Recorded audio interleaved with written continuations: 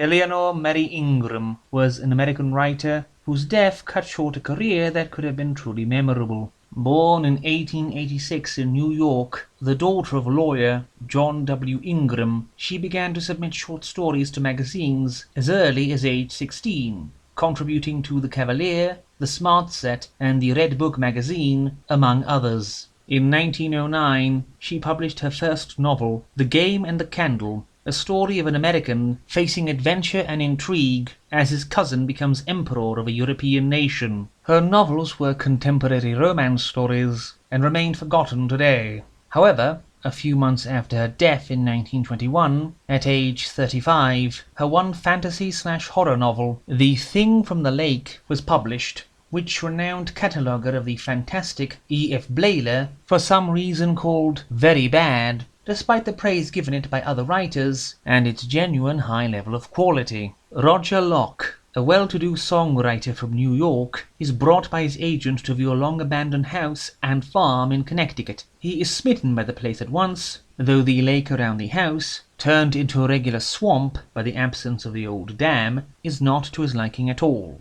Deciding to stay the night, he awakes with what seems like a lock of woman's hair in his hand. The unseen woman then puts a knife to her captor, giving him some vague warning, and then is gone after severing the braid he was holding her by. As he paces the room thereafter, he feels a strange, unseen presence observing him from a window. A presence he is so terrified of, he can barely get to sleep without a flashlight at hand. The next day he is called up by his Aunt Caroline, who shows her barely concealed contempt for his job as composer and for his person in general, telling him to take charge of his cousin Philida and bring her home after she failed her exams yet again. Being the victim of impossible expectations on the part of her mother and her father, the professor, it turns out she took Roger to a restaurant uptown to introduce him to the man she had married in secret half a year ago, and seeing that any other course would make her miserable, Roger agrees to take her husband there as manager of his new farm, so she would not have to go back to her parents.